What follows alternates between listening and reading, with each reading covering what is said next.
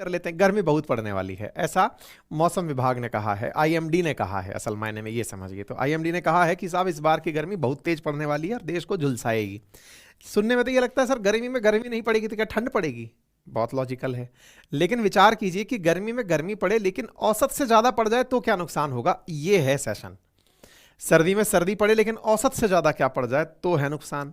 बारिश में बारिश आए औसत से ज्यादा हो जाए तो है नुकसान। तो वो जो सेट पैटर्न है उससे ज्यादा है तभी चिंता है, और चिंता है तो बड़ा बात यह है कि इससे नुकसान होते क्या हैं। अगर तेज गर्मी पड़ जाएगी तो इससे नुकसान क्या होंगे। तो चलिए आज का सेशन इसी बात पर लिए चलते हैं।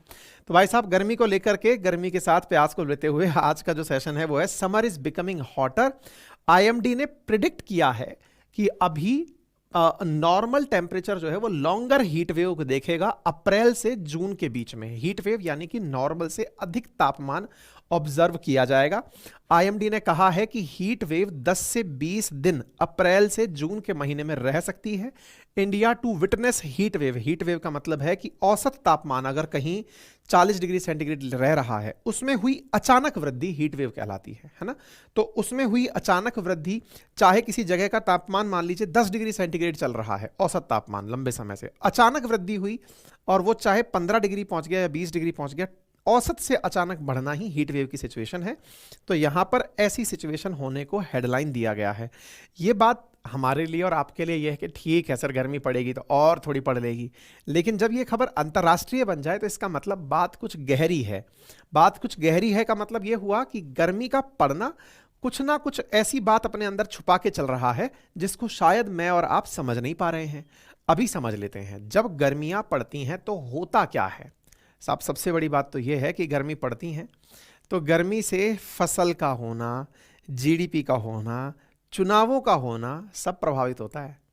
आपको जानकर आश्चर्य होगा कि केवल और केवल गर्मी के बढ़े हुए तापमान से आने वाले 10 सालों के अंदर जीडीपी को 2% तक का नुकसान हो सकता है। आंकड़े हैं जिन्हें मैं आपको दिखाऊंगा कि तापमान बढ़ना जीडीपी को किस तरह से प्रभावित कर सकता है। आप पूछेंगे कैसे। जब बहुत तेज गर्मी होती है तो जो फील्ड में काम करने वाले लोग हैं वो निकलते ही नहीं है।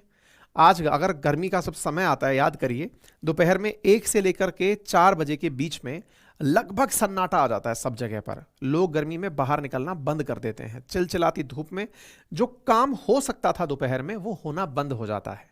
अब विचार कीजिए कि दिन के टाइम पर 3 घंटे अगर यूजलेस निकल गए तो एवरेज प्रोडक्टिविटी घटेगी, नंबर 1। नंबर दूसरा, फसलों का उत्पादन निश्चित तापमान सीमा में होता है। अगर वह तापमान सीमा बढ़ जाए तो हो सकता है फसल पके ही ना। उदाहरण के लिए भारत की 90% जो गेहूं की कटाई है वो अप्रैल से पहले पहले हो लेती है या अप्रैल के मिड तक हो लेती है। लेकिन विचार कीजिए कि थोड़ा सा टेम्परेचर 1 अप्रैल तक खिसक के चला आए। इस समय लगभग गेहूं की कटाई हो चुकी है या चल रही है।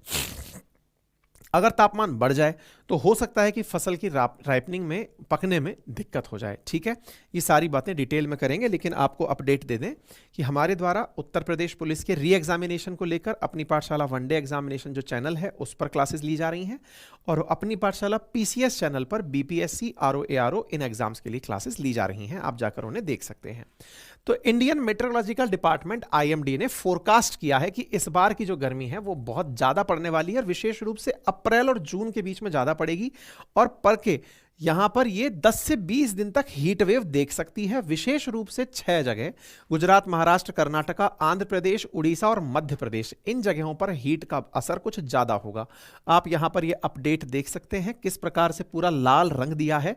गर्मी का प्रभाव जो भारत के दक्षिण भारत की तरफ, मध्य और दक्षिण भारत की तरफ दिया है, जिसके चलते सामान्य से अधिक तापमान की संभावना पूरी तरह से व्यक्त की गई है, और उसकी वजह से बारिश का भी प्रभाव ऑब्जर्वेबल होगा। अर्थात यह कहा गया है कि संभावित बारिश का पूर्वानुमान लगाना सामान्य की तरफ। माना जाता है कि जब गर्मी ज्यादा होती है तो बारिश भी अच्छी होती है, क्योंकि हमारे देश में साउथ वेस्ट मानसून गर्मी से इंस्पायर्ड होता है। धरती जितनी गर्म होती है मानसून उतना अच्छे से आता है, तो बोले बारिश सामान्य के ऊपर होगी। लू के चलते हुए फसलों पर क्या असर होगा, तो आईएमडी ने कहा है कि गेहूं पर इसका कोई खास असर नहीं होने वाला है, लेकिन इलेक्शन पर असर होगा। क्यों? क्योंकि इलेक्शन 19 अप्रैल से शुरू होकर जो 4 जून तक का जो कालखंड है वो अप्रैल, मई, जून, ये पूरा की पूरा टाइम पीरियड गर्मी का टाइम पीरियड होगा। ऐसे में चुनाव प्रभावित हो सकते हैं। क्यों? क्योंकि वोटिंग के लिए आप एक फिक्स टाइमिंग रखते हैं, इवनिंग 5 PM 6 PM जो भी टाइमिंग रखते हैं, लेकिन डे के टाइमिंग में 12 बजे के बाद जब गर्मी पड़ना शुरू होती है तो लोग खुले में मतदान करने के लिए जब आएंगे तो गर्मी से संभवतया वो वोट देने ना आए। अब आप विचार कीजिए, अगर लोग वोट देने ना आए तो फिर देश के ऊपर उसका कितना गहरा असर पड़ सकता है। यही कारण है कि इलेक्शन कमीशन ने अपनी तरफ से सभी को यह सूचना भेजी है और डू एंड डोंट्स की लिस्ट भेजी है।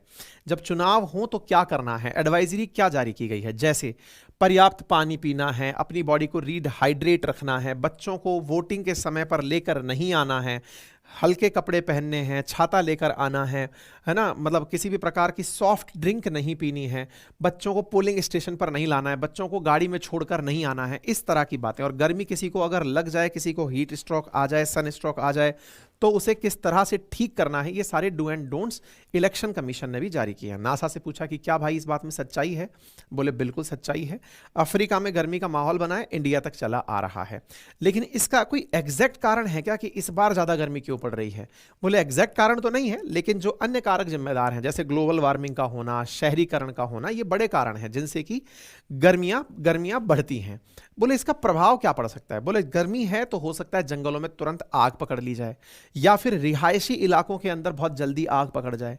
बिजली और पानी का संकट, बिजली का क्यों? क्योंकि भर भर के लोग एसी कूलर चलाएंगे तो उससे बिजली का संकट उत्पन्न हो सकता है।